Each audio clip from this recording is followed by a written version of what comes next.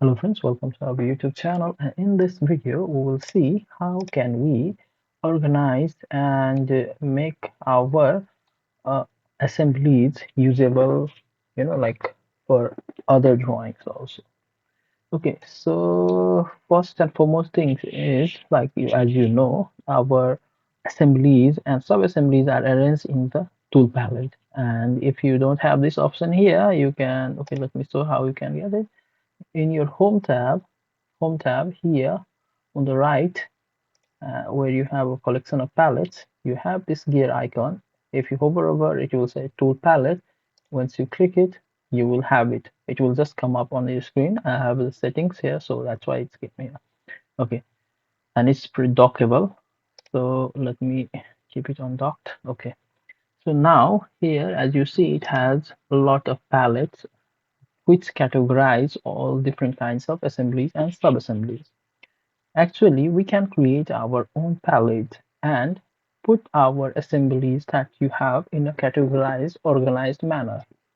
Okay, so let's go ahead and do it. So here on your palette, just right click mouse button, and then you have an option to create a new palette. So just click on the new palette. Now I will just name it randomly. I will just call it for this time tutorial or whatever you want. Okay. So once you have the tool palette, now you have to drag, you just select the assembly, this part only, not the whole assembly, okay? And then you hold your left mouse button and drag it. Just drag it, you will see it dragging, and then just drag it and release once you are in the tool palette zone. So once you release, it's already added there. Okay, let's see again. We can add this one as well. Just hold your left mouse button and just drag it. Okay, and here you have it. Now you see we have only two, but your project may have a lot of assembly, so you can actually categorize them.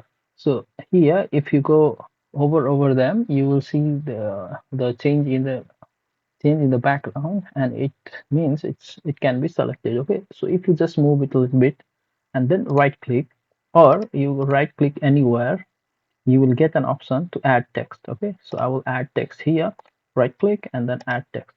So I will just say maybe A, category A. Okay, and this is how you can drag others and put also.